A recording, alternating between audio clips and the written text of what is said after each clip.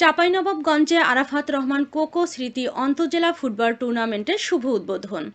বিস্তারিত দেখুন চাঁপাইনবাবগঞ্জ থেকে শাহরিয়ার শাহাদাতের প্রতিবেদনে। খেলায় তৃপ্তি, খেলায় বল, মাদক ছেড়ে খেলতে চল, এই প্রতিপাদ্যকে সামনে রেখে চাঁপাইনবাবগঞ্জ গোমস্তাপুরে আরাফাত রহমান কোকো স্মৃতি আন্তঃজেলা প্রাইজ মানি ফুটবল টুর্নামেন্টের শুভ উদ্বোধনী খেলা অনুষ্ঠিত হয়েছে। শহীদ জিয়া স্মৃতি সংঘ আয়োজিত উক্ত খেলা উদ্বোধন করেন বাংলাদেশ জাতীয়তাবাদী দল বিএনপির গোমস্তাপুর উপজেলা শাখার সাবেক সহ-সভাপতি ও ৮ নং আলীনগর ইউনিয়ন পরিষদের চেয়ারম্যান আবুল কাশেম মোহাম্মদ মাসুম। বিভিন্ন জেলার ৮টি দল নিয়ে গঠিত শুক্রবার বিকেল ৩টায় গোমস্তাপুর পাইলট উচ্চ বিদ্যালয় মাঠ প্রাঙ্গণে অনুষ্ঠিত হয়। উদ্বোধনী ফুটবল খেলায় সভাপতিত্ব করেন শহীদ জিয়া স্মৃতি সংঘের আহ্বায়ক ইফতেখারুল আলম রনি।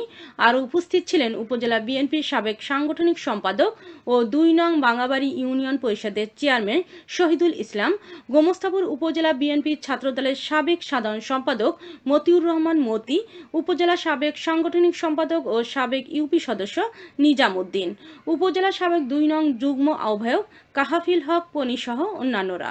উদ্বোধনী খেলায় নওগাঁ SRFC বনাম সিরাজগঞ্জ ফুটবল দল অংশগ্রহণ করেন। সিরাজগঞ্জ ফুটবল দলকে 0-1-3 গোলে হারিয়ে নওগাঁ SRFC জয় লাভ করেন।